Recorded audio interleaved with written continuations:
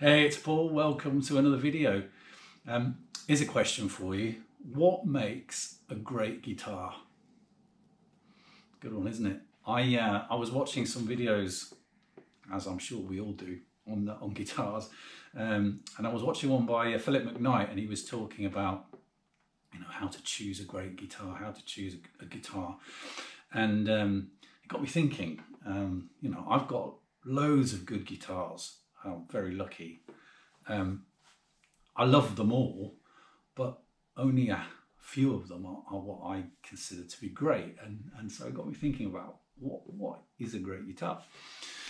So I guess the first thing I sort of wanted to talk briefly about was what makes a good guitar, right? Because all my guitars are good. I don't give house room to stuff that isn't good, right? So a good guitar for me is it's got to look good, it's got to feel good to play, and it's got to sound good, obviously. And so I thought, okay, so what enables that to happen? Well, obviously, it's got to be made from great raw materials. So it's got to have really nice wood, good wood choices. It's got to have components that are really well made. So well set up tremolo. Not sharp edges and all that kind of stuff. It's got to have lovely, machine heads and all that kind of good stuff.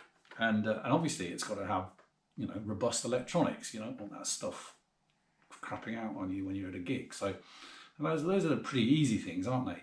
I think the other thing is they've got to be made by people who are really skilled at what they do and are really motivated to create a really fantastic product time and time again.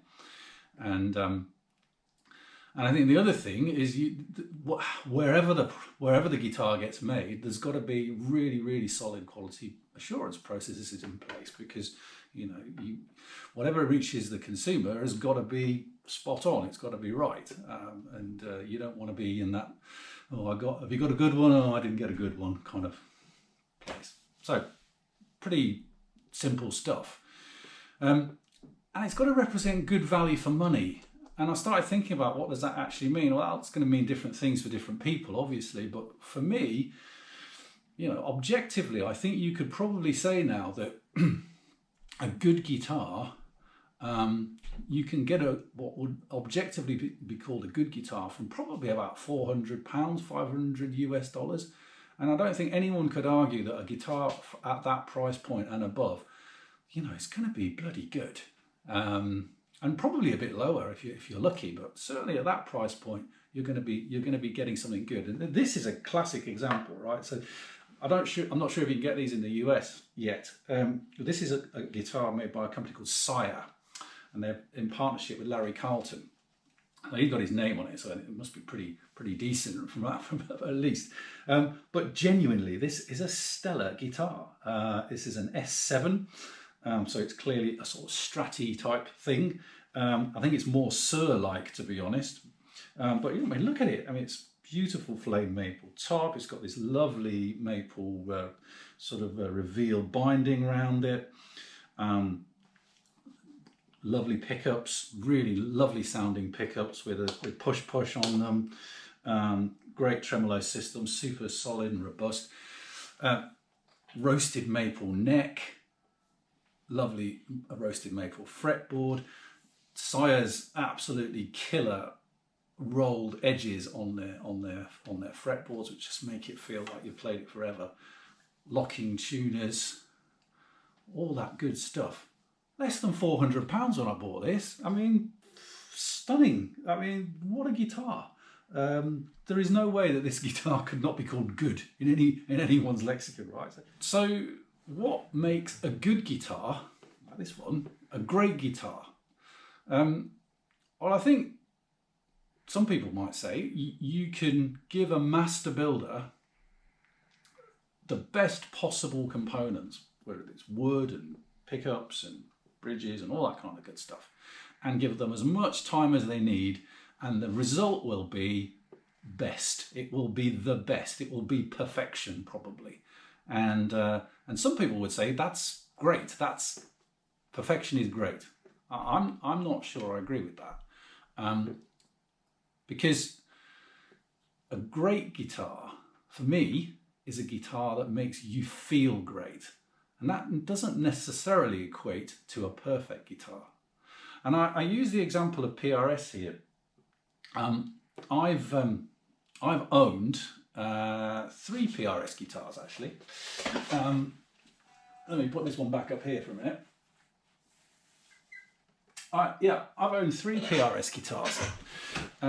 Very fortunate to have owned a Core Custom 24 from 2015, so the 30th anniversary version. Absolutely beautiful. I'll leave a little link to a video I did on it a while back, and you can see it. It's an absolutely stunning guitar.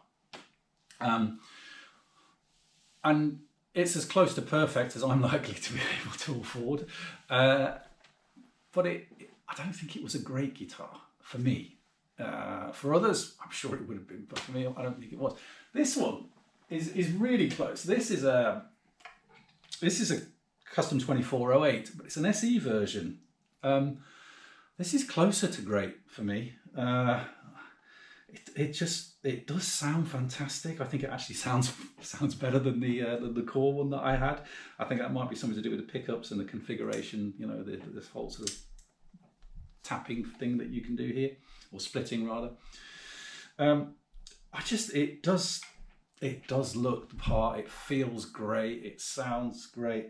My only downside with this is the way I play at the moment. I tend to hit it quite hard, and because it's got a floating tremolo on it, it tends to pitch out of tune a bit, and that's enough for me to not make me feel great.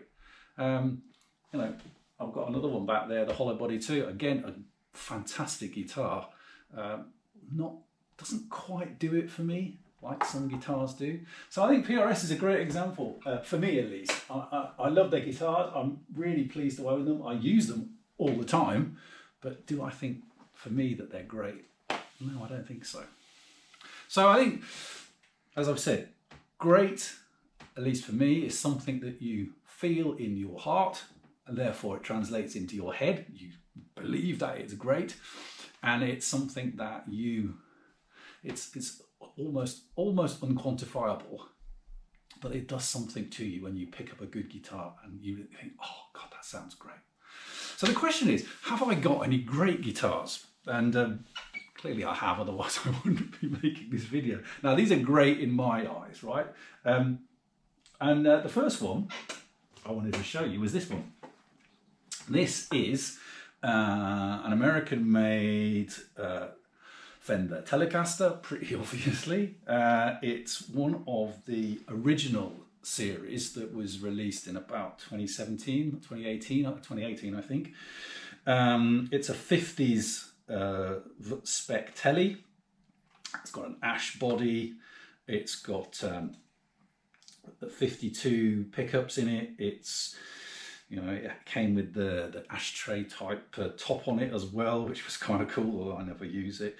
It's got an absolute monster of a neck, the big deep U baseball bat type neck, and it just sounds the bits. I'll do a proper video where I take you through some tones of this. I'm going to do one where I compare it to a Squier actually, and but I love playing this guitar. I can't stop playing this guitar actually. I gig with it a lot and it just sounds amazing. You can hit it as hard as you like. It's got amazing tones in the bridge. It's got a lovely beautiful jangly rich tone in the middle, and even the bridge pickup itself is pretty good. So I just love this guitar. It's probably my favorite guitar. Yeah, so I think, in my humble opinion, this is a great guitar. I've got another great guitar, which you see, I've just made a video on this. Actually, I'll link it up there. This is proof that you don't need to spend a huge amount of money to have a great guitar. This is an Arbiter. It's a Les Paul copy made in Japan in the 70s. It's one of the lawsuit Gibson Les Pauls. It was a pretty budget guitar at the time, I think, relatively speaking anyway. I mean, obviously it was a made in Japan guitar, so it wasn't super cheap, but it's got a bolt-on neck, and I've owned it since the mid-80s, and it's been modded quite a bit. That's the beauty of these sort of things. You can make them as good as you want them to be. I've had it refretted, I've got locking tuners on it, it's got a Golden 50s Charlotte pickup in it, and it just absolutely rocks. It stays in tune like no Les Paul I've ever had. It's been beautifully set up, and again, it's a one-eye gig all the time, and again, it's one of those guitars you can play it all night, and it just makes you feel amazing. I guess some of it's sentimental because I've owned it for so long. I've owned it since the 80s, as I said. Part of it is the fact that it is a little bit beaten up, so it kind of feels like I've put some miles on this guitar, so I've got some history with it. But this is a great guitar, so as another example of what I think of as great. It makes me feel good. This one, I guess, is probably the one that most people would argue was great regardless. This is a Gibson Custom Shop 2008 made. It is a 1957 reissue, and I think by most people's definition, this would probably be considered to be a great guitar. I happen to think it is, because it does make me feel so amazing to play it. I always wanted a Gibson Les Paul. From my time when I first picked up a guitar about the age of 7, I'd always wanted a Les Paul. I actually got my hands on my first Les Paul not that long ago, actually, only 10 years ago. I bought one of the 2015 Les Pauls. It was the happiest day of my life. Well, no, it wasn't quite the happiest day of my life, but it was up there. It was a pretty important day when I bought my Les Paul, and but unfortunately, it was a massive letdown.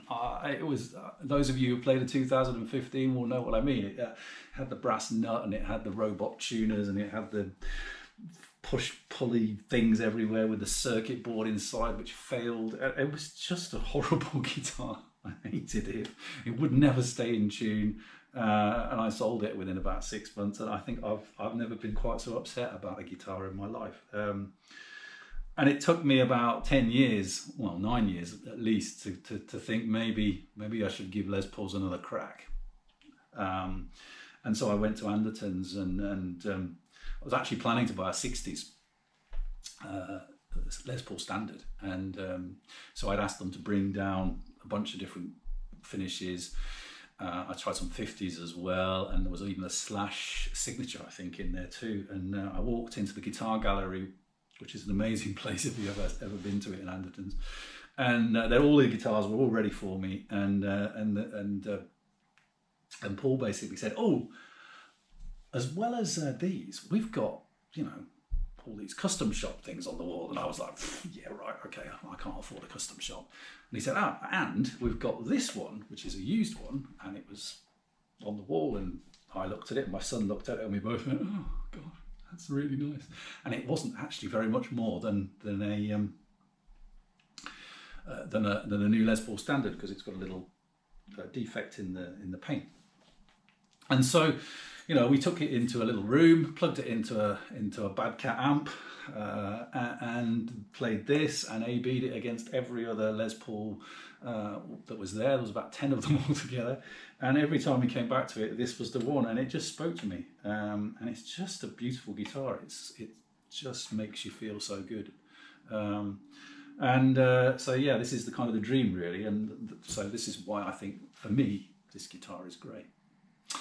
Anyway, so that was just a bit of a ramble, really, through what I think makes a great guitar, and I don't know whether you agree. I'd be interested to know if you do or you don't. Please feel free to get involved in the comments if you've got some views. I think the only other thing I would say is, just because these 3 guitars are great today doesn't necessarily mean they'll be great tomorrow. And that may sound a bit odd, but as I've said, for me, greatness is about how it makes you feel.